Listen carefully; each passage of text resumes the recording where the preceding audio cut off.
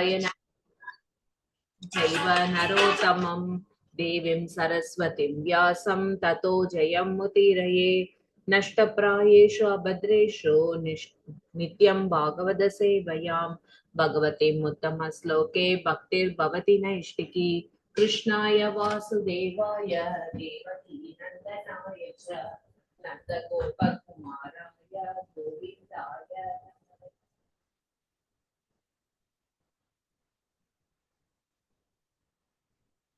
Nama Pangajanavaya, Nama Pangajamaline, Nama Pangajanetraya, Namaste Pangajantraye. Hare Krishna. So we are discussing the second chapter of first canto. As I already mentioned, all these slokas in this chapter are very, very important. And this sloka is the summary of the entire Bhagavatam. So it is better that we understand each and every sloka in this chapter, and most of the slokas in this chapter are to be by hearted. So we saw how in the previous chapter all the Saunakadi rishis, they asked for the essence of the scriptures, and along with that they asked 6 questions to Sutta Goswami, and in answer to the Sutta Goswami in this chapter he starts speaking about Srimad Bhagavatam. But before starting to speak about Srimad Bhagavatam, he glorifies. First, he feels that he's very happy that all these Saunakadi rishis has asked him the perfect questions, and after that he glorifies his spiritual master in 2 slokas, second and third sloka, how Sukadeva Goswami has been empowered and also empowered so many other living entities to read and speak Srimad Bhagavatam. Similarly, let him enter my heart and empower me also to speak Srimad Bhagavatam. So he praises that in the second sloka, and also in the third sloka, he again offers his obeisances to Sukadeva Goswami. And he says that he's most compassionate.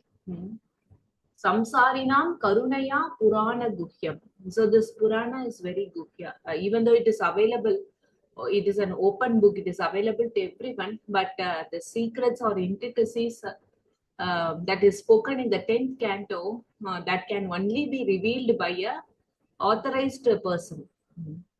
So this Sukadeva Goswami is one such authorized guru, and he has, with great compassion onto the all living entities, he has revealed this great Purana.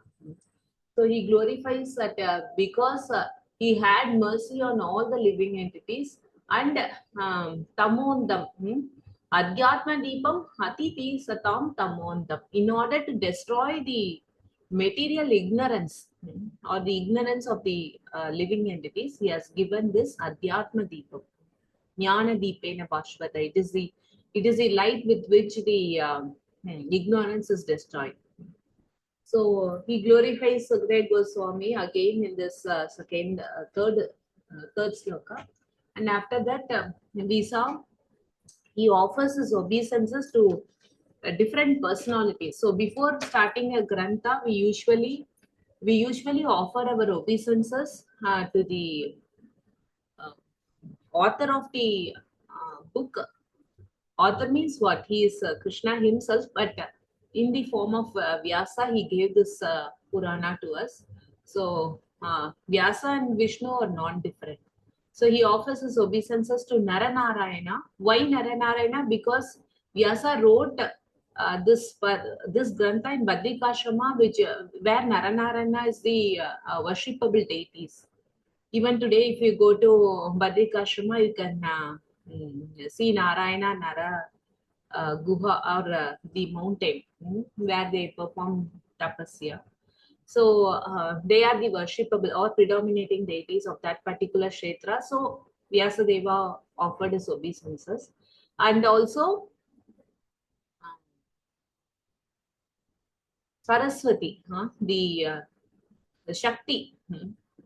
So it is also here Bansal Maharaj, or rather Vishnu Chakra Thakur mentions that this Saraswati is not the wife of Brahma. This Saraswati is eternal form. She is in eternal form in Vaikuntha or Goloka. So this refers to that Saraswati, whom Krishna has empowered to give Shakti, knowledge Shakti to all the living beings approaching her.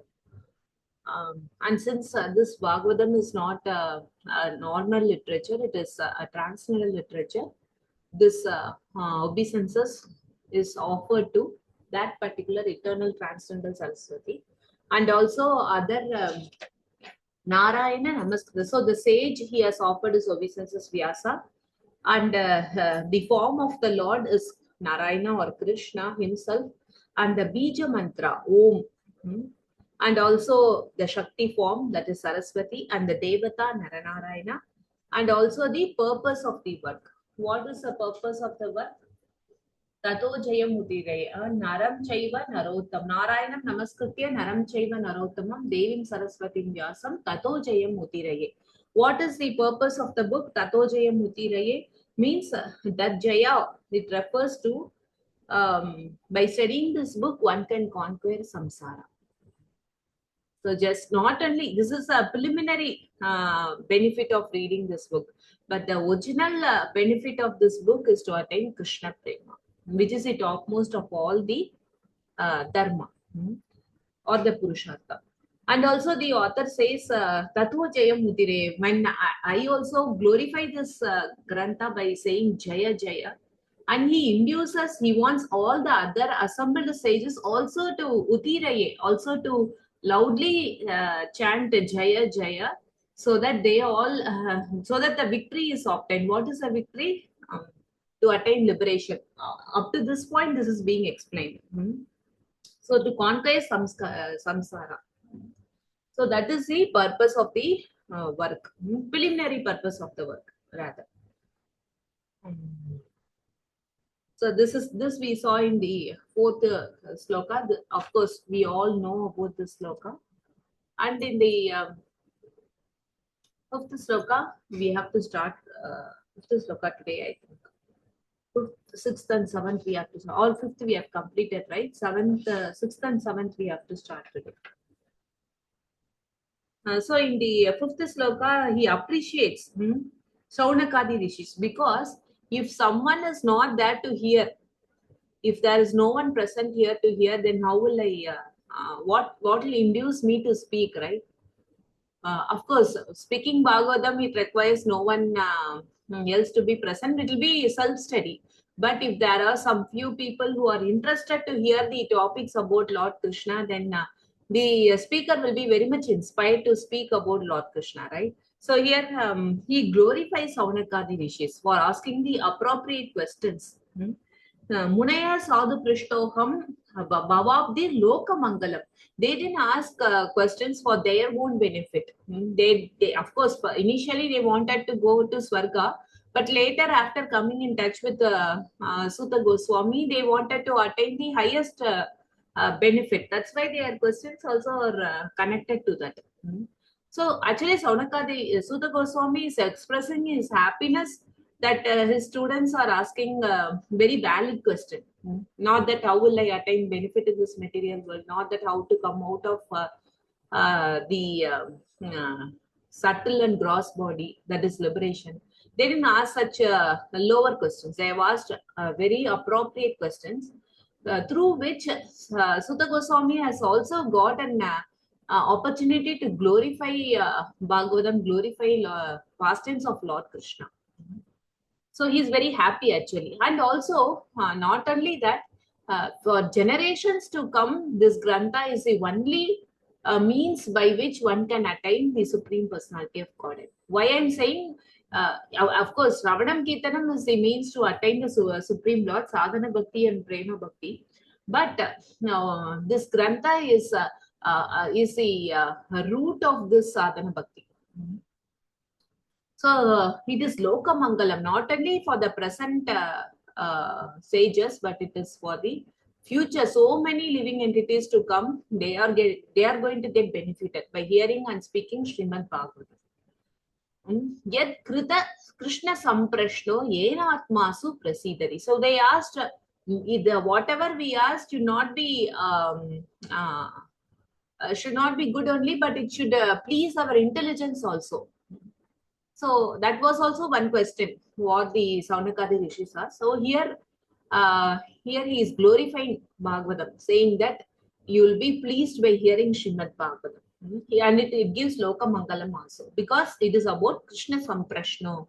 All the questions, since it is based on Krishna's pastime, whoever hears it, they are going to get satisfied intellectually also.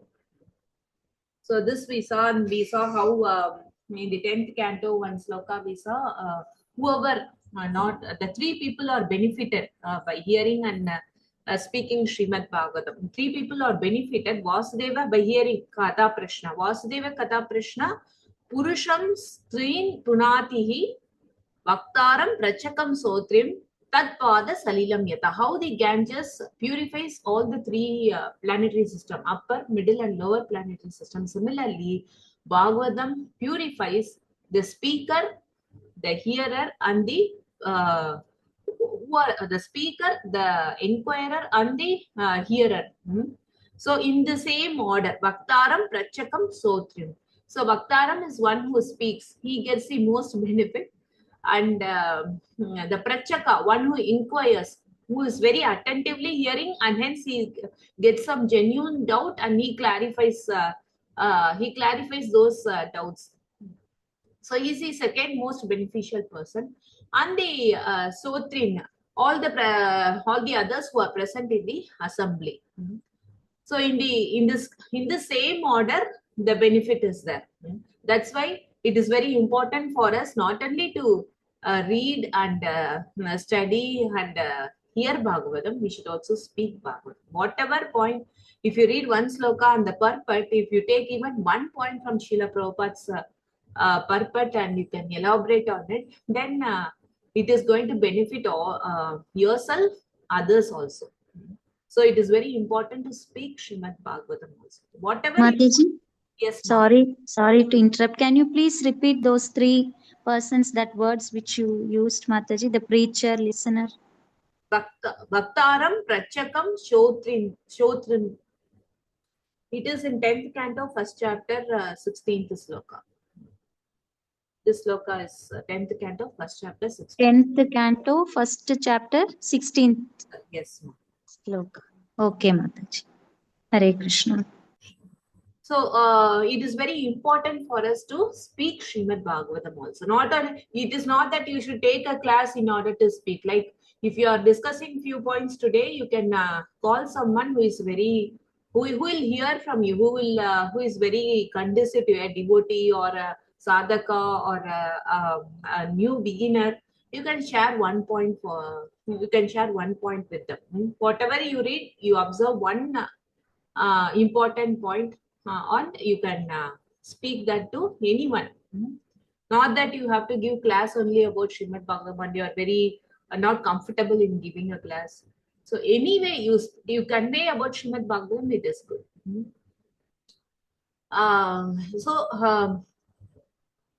So by such questions about Krishna, the intellect becomes satisfied. It becomes the food for the intelligence. So this is what we saw in the 5th sloka. And then we are going to discuss about now he is going to answer the question, mainly the second question. He asked about Parodharma. The answer about Parodharma, I'm speaking about the questions put forward by Saunakadi Rishis to Sutta Goswami. The first question, the second question was, what is Parodharma of all the living entities, right?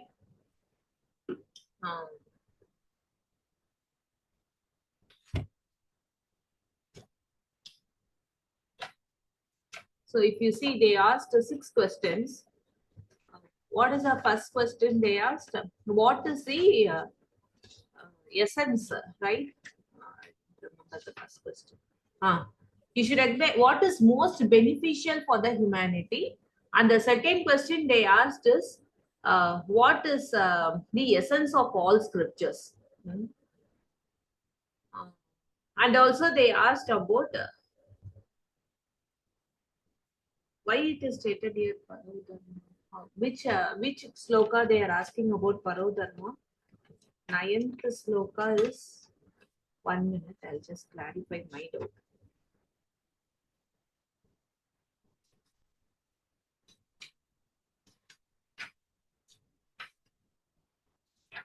Okay. So ninth sloka is what is most beneficial for the mankind. Hmm. And 11th sloka is essence of scriptures. And 12th is about why Krishna was born to Devaki and Vasudeva.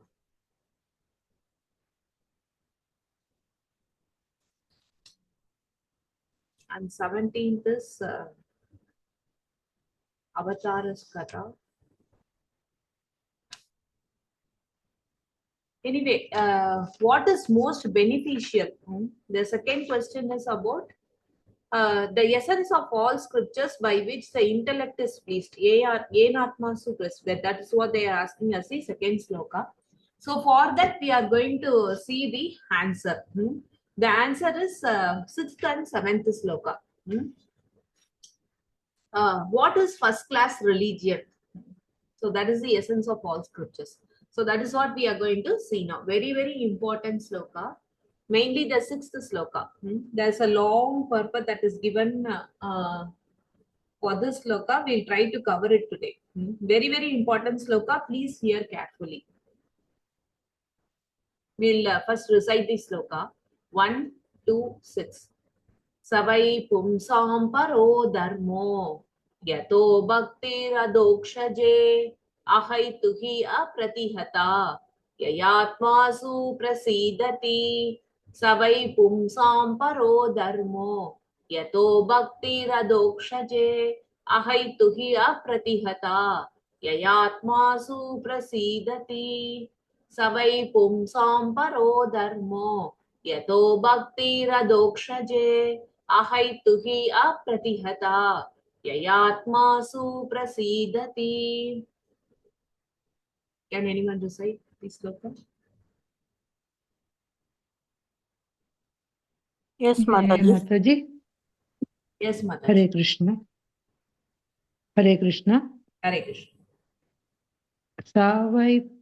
Savai punsa paro dharmo yato bhaktir adokshase ahaitu ki apratihatta yayatma suprasidati. Hare Krishna Mataji. Hare Krishna. Saudamani Mataji. Hare Krishna Mathaji. Savai pumsam paro dharmo yato bhaktir adokshje ahaituki apradihata yayatma suprasidati. Hare Krishna.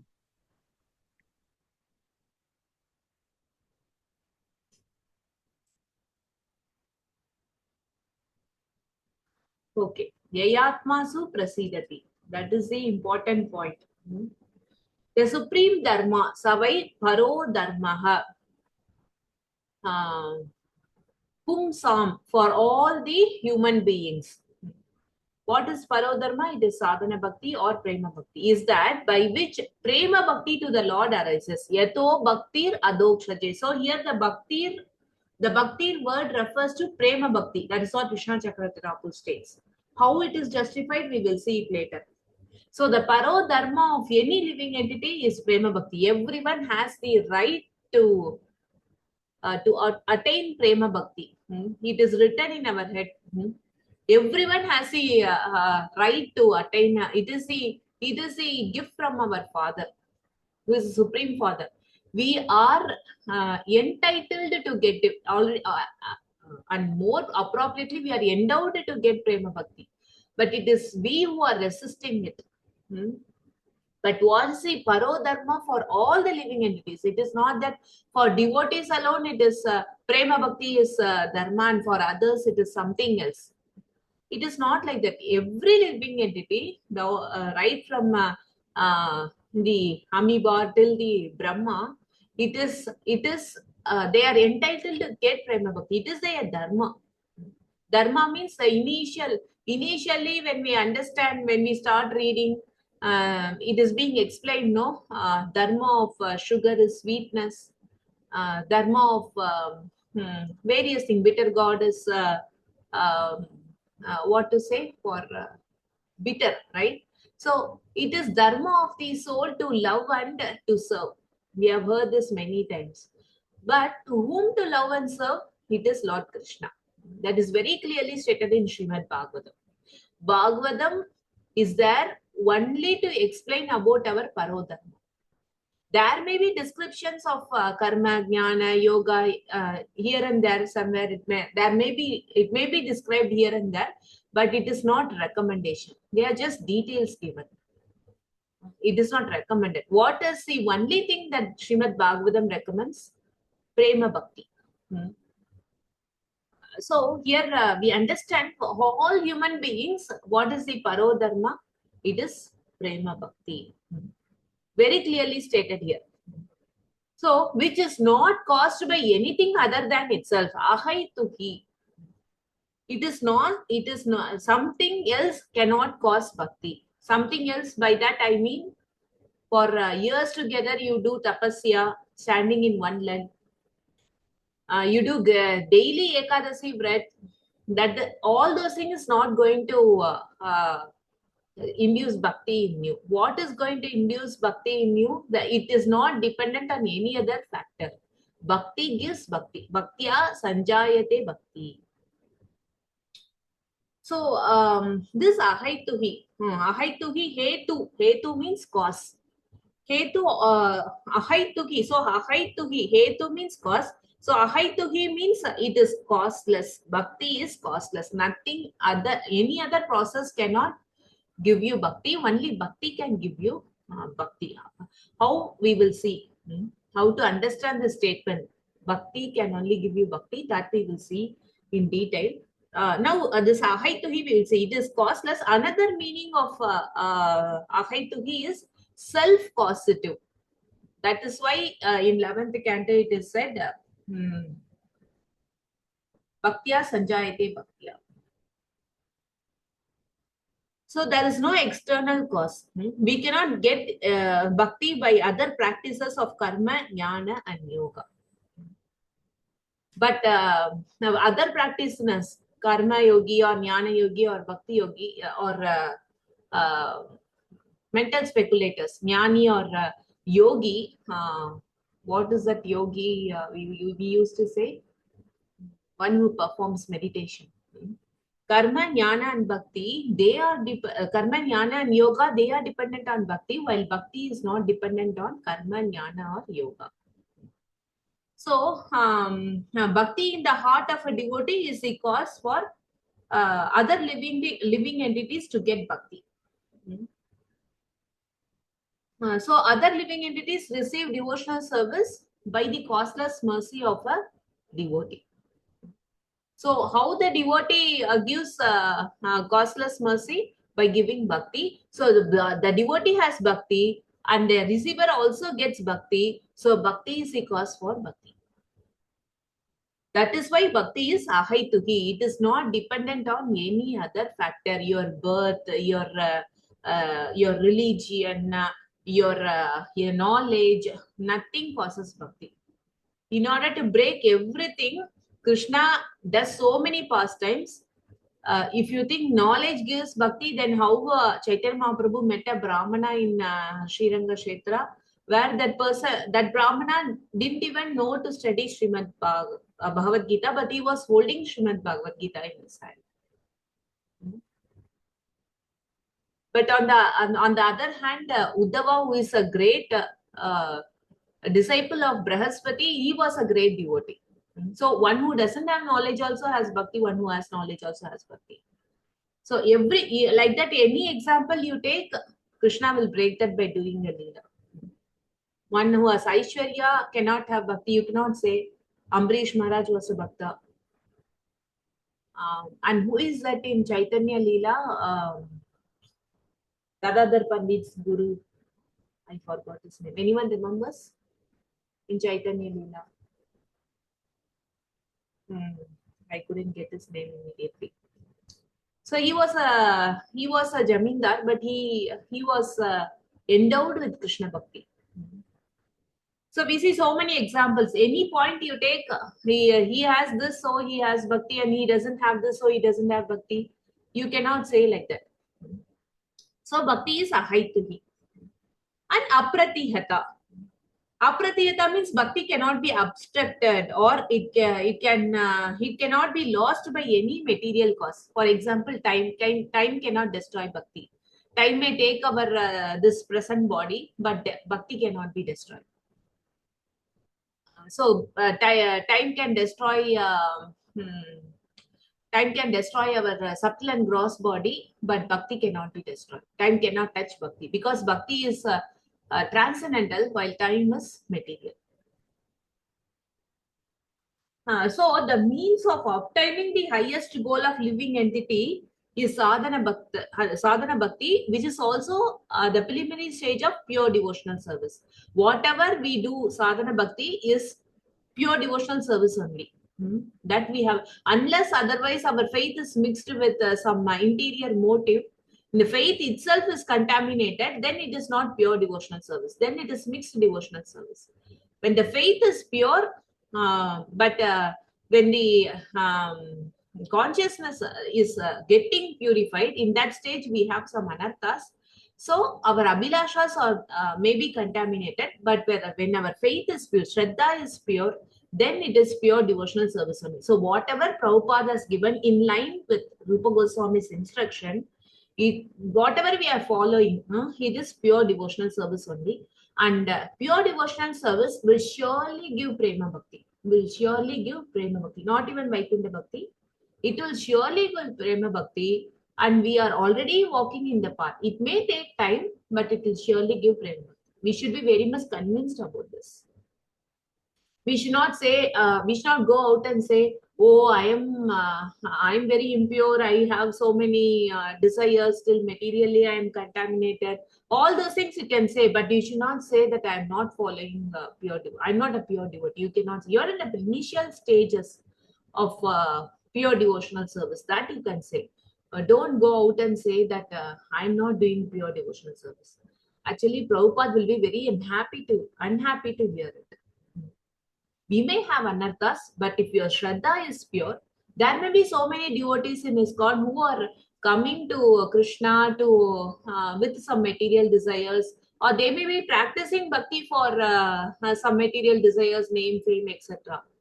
That if that contaminates their faith itself, then even in ISKCON they may be practicing mixed devotional service. But if you are reading Srila Prabhupada's scriptures on a regular basis, hearing Srimad Bhagavatam, then if you are following the path of Srila Prabhupada without much of deviation, without any deviation, then you are in pure devotional service. Those who do not read Srila Prabhupada's books, they may be contaminated.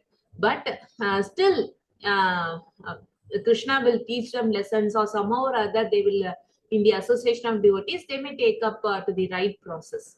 But those who are doing the sadhana properly and then reading Srila Prabhupada books, they can never say that they are not doing pure devotional service. Prabhupada will not be happy to hear that. So here, so the means of obtaining the highest goal for living entity is sadhana bhakti, which is nothing but the pure devotional service, and that ends in prema. So only pure devotional service is ahaituhi bhakti. Because mixed devotional service means it is caused by varnashrama system. The faith itself is contaminated. I can approach Krishna for obtaining this materially. Then the faith itself is contaminated. Faith is not pure. So karma, jnana and yoga, all those yoga, I mean mystic yoga. All those, they also perform bhakti, but their goal is different. They are doing bhakti to attain another goal. So their faith is contaminated. They are not doing bhakti to get prema bhakti, but they are doing bhakti to attain some other goal. It is an anga of jnana. The anga of jnana, that bhakti, that also includes Shravana Kirtana, but that is not pure devotional service. It is arising from Varnashrama. Varnashrama in itself is planned according to 3 modes of material nature. So that cannot give rise to pure devotional service. So that we must understand. So the same hearing and chanting, when followed by pure devotees, I mean, for a person who has pure faith, then that leads to prema bhakti. This is being explained by Yamadharma also. Yamadharma to his Yama Kinkaras. In that conversation, in the 6th canto, 3rd chapter 22, Yamadharma speaks about Parabhakti. He says, Yetavan eka lokesmin pumsam dharmaha paraha smritaha bhakti yoga bhagavati tan nama granadivihi. Tan nama granadivihi. By chanting and hearing, that is a preliminary factor, or that is the means and way for pure devotional service. That is parodharma. So pure bhakti to the Supreme Lord, Bhagavati Bhakti Yoga, beginning with the chanting of the holy name of the Lord, tad nama grihana adibihi, beginning from Shravana Kirtana adibihi and all the other processes, is the real dharma. Yetavan dharmaha smritaha. That is the real dharma. He is teaching the Yamakinkaras. After Ajamila, after they met the Vishnududas and Ajamila, they come back to Yama, and Yamadudas have a long discussion actually. So this is real dharma. The Yamaraja is saying, one of the Mahajan is saying to Yamakinkara, what is real dharma? Tat nama grihana adibihi Bhagavat Bhakti Yoga, which starts with Shravana and Kirtana. And that is the supreme object. It is Paraha. Yetavan Dharma Smritaha Paraha. It is Paro Dharma. So what is Paro Dharma? It is pure devotional service to the Supreme Personality of Godhead that ends with Prema Bhakti. That is Paradharma. This is ascertained by Yama also. For the human living in this world, Asmin Loke Pumsan, any type of human being. While the other processes, they restrict people qualification through Varnashrama system. But Bhakti, it is beyond Varnashrama system. In the 2nd canto, in 4th chapter, Sukadeva Goswami states, Kirataha Hundarda Pulinda Pulkasha. These people, they are very degraded. Even the Yavanas and Malechas, they are degraded. They are not even inside the Varnashrama system. They are not even in the mode of ignorance. They are even below that. Then how even they can be purified by bhakti. They can take up to the process of pure devotional service. So bhakti is ahaituhi. There is no basic qualification required to take up bhakti. Bhaktya sanjaya. Even only bhakti can give rise to bhakti. So it is ahaituhi. It arises without any cause. So the essence of scripture is bhakti yoga, by which prema bhakti, yata bhakti, yato bhakti radokshaje. Prema bhakti appears. That is the essence of scripture. That is a question they ask. Second question they ask. What is the essence of these scriptures? Kindly tell us that alone. Don't tell us the entire thing. You remember we discussed all those things. So they wanted only the essence, and here it is being spoken. So prema bhakti is the essence of all these scriptures. And it is caused by sadhana bhakti. That is also bhakti, this is also bhakti. It is a mature state that we should understand. So yetavan yeva, here Yama says yetavan yeva, only process. He didn't say karma jnana bhakti also, they are also individual path that can give you Krishna prema bhakti. He didn't say that. Yetavan eva, only process, and that is the paradharma also. That is what they say. So yata bhakti, the essence of all scriptures is bhakti yoga. So mixed bhakti is not ahaituhi, because mixed bhakti is has a cause, jnana, tapasa, yoga. By all these process, mixed bhakti may be obtained. That is a secondary practice for them. So many people, they say prema is caused by sadhana bhakti. Some may say, no, how you got prema bhakti? Because you followed sadhana bhakti. So you cannot say that it is ahaituhi, because something is causing you to get prema bhakti. No, like that some may argue. The blue thing is Purva Paksha argument, a counter argument. Some may say, see, how you get prema bhakti to sadhana bhakti. Then how can you say prema bhakti is causeless? It is ahaituhi. No. Dharma consisting of hearing and chanting about the Lord is called sadhana bhakti, and in the mature state it is prema bhakti. Not that sadhana bhakti is different and prema bhakti is different. Like example, if you take the example of unripened mango, you have one unripened mango, and after 2-3 days you put it in the rice bag, and after 2-3 days if you see that it has become yellow, it has become ripened mango, then will you search for the unripened mango again? The same thing has transformed into ripened mango. So the sadhana bhakti has transformed into prema bhakti. It has given the fruit. So you cannot say sadhana bhakti is the cause for prema bhakti. It may be said in one type, but not in a very literal meaning. So the same sadhana bhakti, same devotee who was practicing sadhana bhakti, Shravana Kirtana with Anartha, now has rise to the stage of prema bhakti, where all the anarthas are completely wiped out. Another example, a person may be a child, then infancy, and then youth, then adulthood.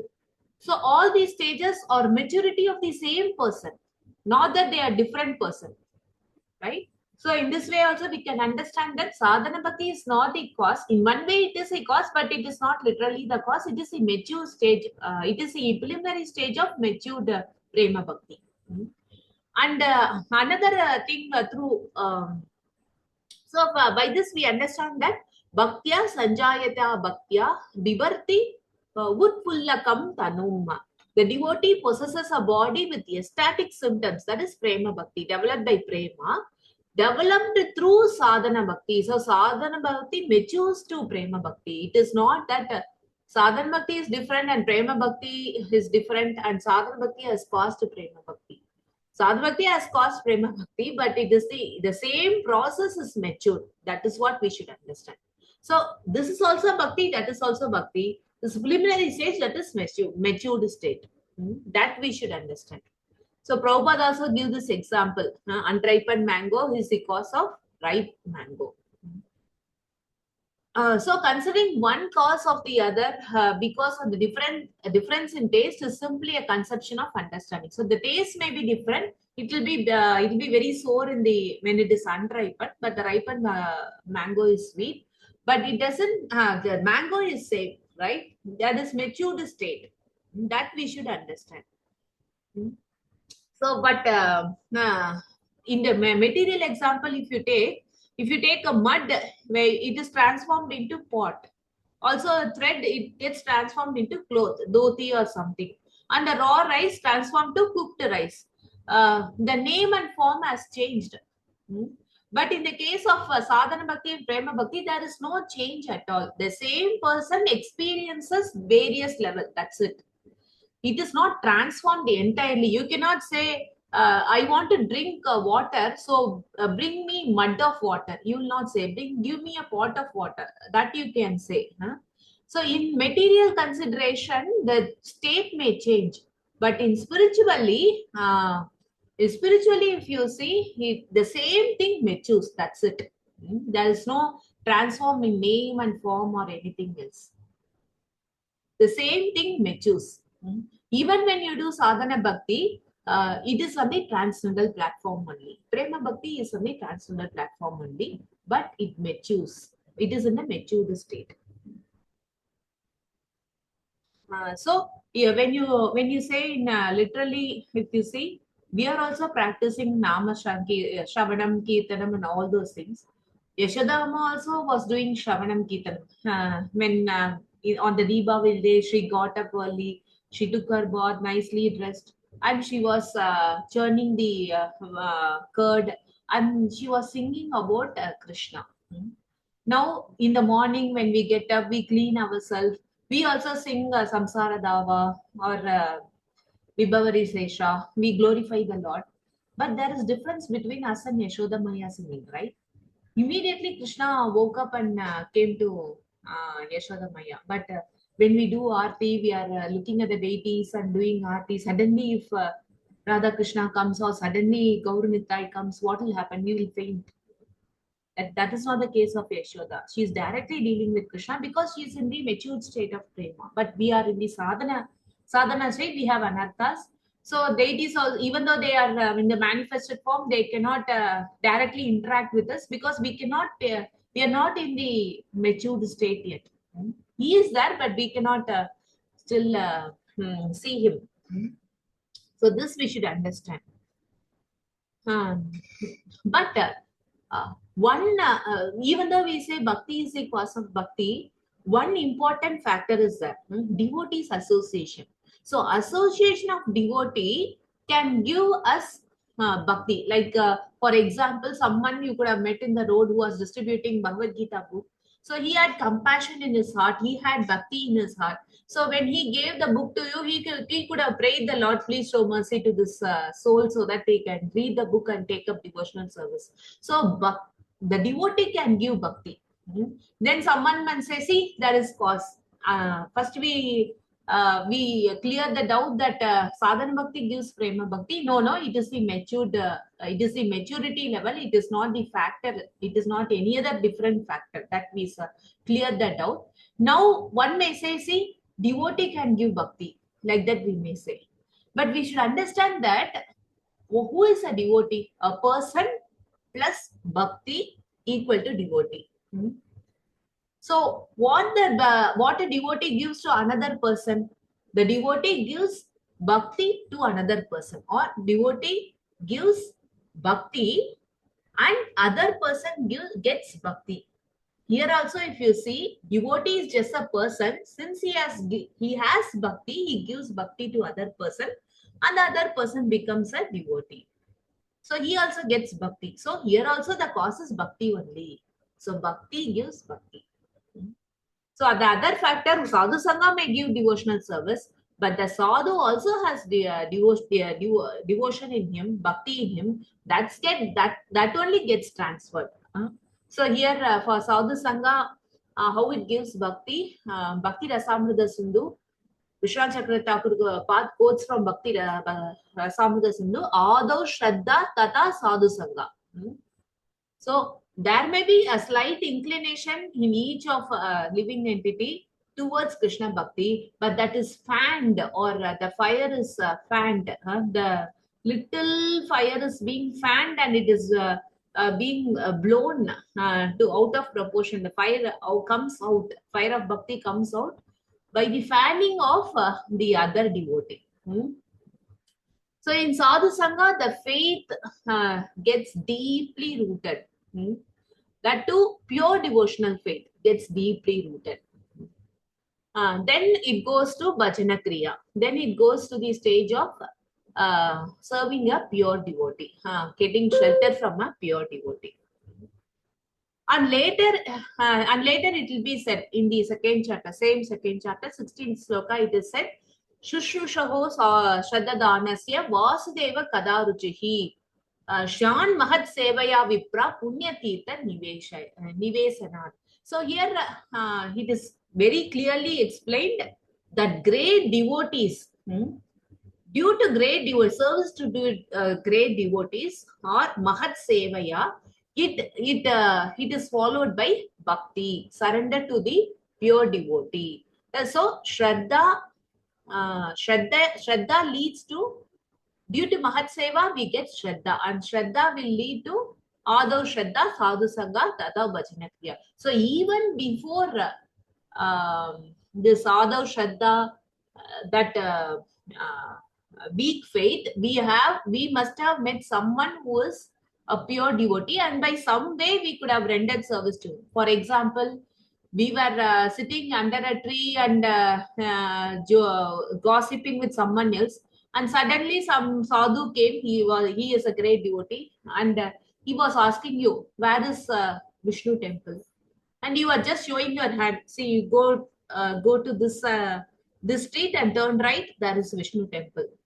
So that is a Mahat Seva actually. Unknowingly you have done. Ajnata Sukriti. So that has endowed mercy. That devotee endowed mercy upon you. So let this Jivatma who has shown way to the temple, let this Jivatma get some blessings of Lord Krishna. That devotee prayed to Lord Krishna. That's why you got somewhat meek faith in you. And then later it was fanned by Sadhu Sangha. So even before the Adav Shraddha, there are stages, Mahat Sevaya, and then Shraddha, then Adav Shraddha, Tata Sadhu Sangha.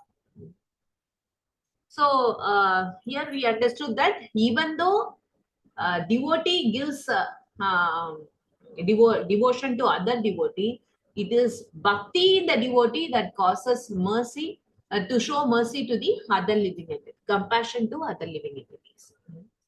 In that way also we understand that bhakti is the cause of bhakti. And this we have already seen: charity, vows, austerity, sacrifices, as referred in the 11th canto, 12th sloka, 9th chapter. Krishna says you cannot attain me, means you cannot attain Krishna bhakti through charity, woe, austerity, sacrifices, and selfless performance of duty, etc. Even though that may be in Sattva Guna, but still it is part anga of jnana. That person want to get something as a goal, but he is using this anga, this bhakti as an anga, secondary process. So that cannot give rise to pure devotional service. It can give rise to only mixed devotional service. Any interior goal you have, that is not ahaituhi, and it is not apratihata also. So here if you see, yamna yogena sankhena dana vrita tapo dravyaihi vakya swadhyaya sanyasaihi prapnuyat yatavan api. So, but I cannot be attained by intense effect of yoga, sankhya, charity, vows, austerity, sacrifices, explaining the Vedas, study of Vedas or sannyasa. Only by bhakti Krishna can be obtained. Only by prema bhakti Krishna can be obtained. If you want to enter into Goloka, you need to have prema bhakti. But we don't have to worry, oh, prema bhakti and all, it is somewhere else. You don't have to worry. At least you are on the path of it. Right? Prabhupada has given us the way and way. We don't have to be in anxiety at all. Just follow what Prabhupada has said. As Bhanu Maharaj Swami often says that devotee is not worried about the next life, how many births I have to take. Devotee is not worried at all. If you worry, then you don't have faith in the words of Srila Prabhupada. So devotees need not worry. It will be taken care automatically. You just do what Srila Prabhupada has given. That's it. So some may say, oh, because of mercy of the Lord, bhakti is distributed. Yes, of course, it is mercy of the Lord. Bhakti is being distributed, but the Lord himself has given a process. Only through devotee, bhakti can be given. He is samoham sarva bhuteshu name dvesho asti na priyaha. See, here it is given. One cannot say Lord's mercy is absolute and Lord is the cause of bhakti. In one way, it is correct understanding, but bhakti only gives bhakti. In that topic, we are seeing all these things. No, so here we should not understand that Lord's mercy, bhakti is being given. No, Lord chooses whom the devotee points out to give bhakti. So only devotee can give bhakti. So what causes a devotee to give bhakti? Bhakti in the devotee causes to give bhakti to others. So the Lord says, Samoham sarva bhuteshu name dvesho asti na priyaha ye bhajante tumam bhaktya maite teshu chapyam. A devotee is close to me. That he says. He doesn't say everyone is close to me. He says, I'm equal to everyone. That only he says. But a devotee is close to him means one who already has bhakti is close to the Lord. That is what we understand, right? Because the devotee has bhakti, he is close to the Lord. Even though the Lord has distributed bhakti, he has given a process. Only through a devotee, pure devotee, you can get the seed of pure devotional service. Brahmande Brahmite Khona Bhagyavan Jeev Guru Krishna Prasade Pal Bhakti Lata Beach. So Chaitanya Mahaprabhu is not saying Mad Prasade Bhakti Lata Beach. He didn't say that. Guru Krishna, of course, through Guru you can get Krishna. And that person who is carrying Krishna in the heart, and Guru can give you bhakti. Okay, so by this we understand even the Lord is not willing to give you bhakti. It is distributed through pure devotees only. So, however, if one says that the cause of bhakti is the mercy of devotee, it is not so incorrect. Actually, it is the proper understanding. Bhaktya sanjayate bhaktya, but that bhakti is in the heart of a pure devotee, and by the mercy of the pure devotee and out of compassion, he gives bhakti to other living entities. So, though the Uttama Bhaktas do not make any distinctions and are thus not prejudiced, it is not like Uttama Bhaktas are not like, they are not God, right? They are not Krishna. They are close to Krishna. They are as good as God. But they are so very more merciful than the Supreme Personality of Godhead. So they don't discriminate. But the Madhyama Bhaktya, they discriminate, but that also you cannot see it as to be a fault. So they discriminate because they wanted to protect their bhakti. Even though they are very strong in scriptures and they are very strong that Krishna Bhakti is only means, they are very cautious about association. So they also give bhakti, but one who is very favorable, they give bhakti. But through devotees only bhakti is distributed. That we have to understand. Thus, because the Lord is dependent on the devotees, the Lord mercy flows after the mercy of the devotees. If someone says this living entity is very, very eligible, he is very, very fallen, so he is the right person to get your devotion, to get prema bhakti, then the Lord flows through that devotee, gives bhakti through that devotee. Why we cannot ask that? It is Lord's process. He is very pleased when a devotee gives bhakti to others. Even in when we approach, even when we go to temple, we first approach Srila Prabhupada, then our Gurudev we pray, then Srila Prabhupada, and then we approach Nityananda Prabhu, we approach Radharani, and then we go to Chaitanya Mahaprabhu and Lord Krishna, right? So that is the correct conclusion. But then, how is bhakti said to be without cause, ahaituhi in this verse? Because the Lord's mercy is included in the mercy of the devotee. So it flows in that way. It is the arrangement of the Lord. He is pleased in that way only.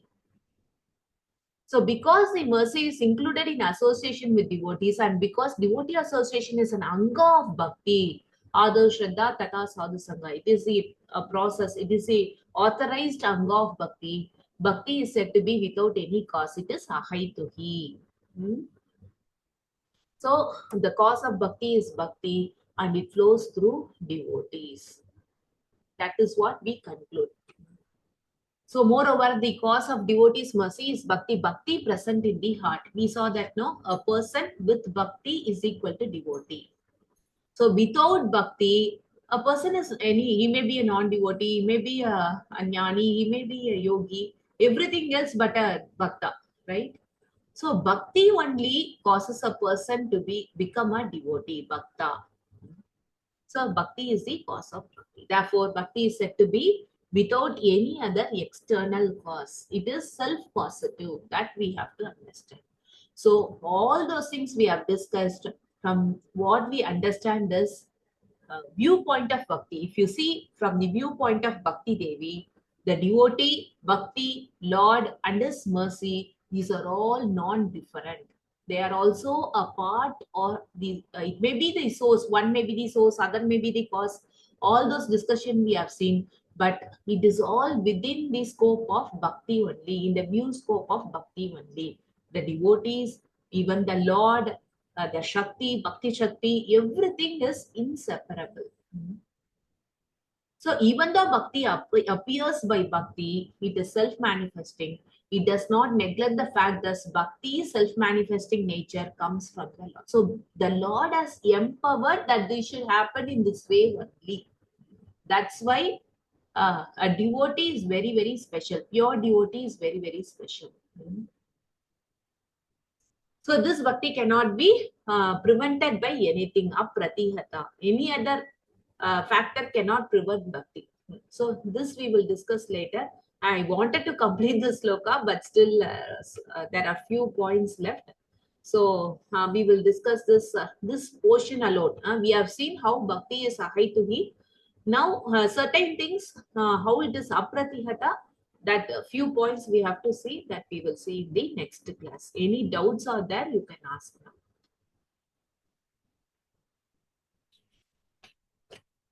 Hare Krishna Mataji. Hare This Adav Shraddha is different from, and there is some other word Shraddha apart from this Mataji? No, even before that preliminary, how we understand there are 9 processes. Adav, Shraddha, Tata, Sadhu, Sangha, Bhajana, Kriya. That is what Rupa Goswami says. Even before that weak faith or preliminary faith, there must be Mahat Sevaya. In one way or the other, we could have given some type of service to a pure devotee. That's why even that Shraddha is possible. So in order to appraise the position of a Mahat Seva or association of pure devotee, Krishna Chakravarti Thakur says, even before Adav Shraddha, even though it says Adav, it starts with Shraddha, that Shraddha is caused by Mahat Seva. That is what Krishna Chakravarti Thakur says. Okay, Mataji. Hare Krishna.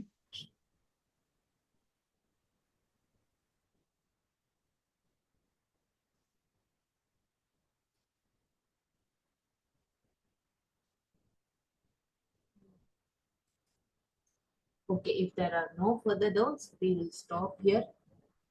We'll have a recap of the same thing in the next. We could have heard so many things. Anyway, we'll have a clear recap next week, and then we will proceed to Apratihata.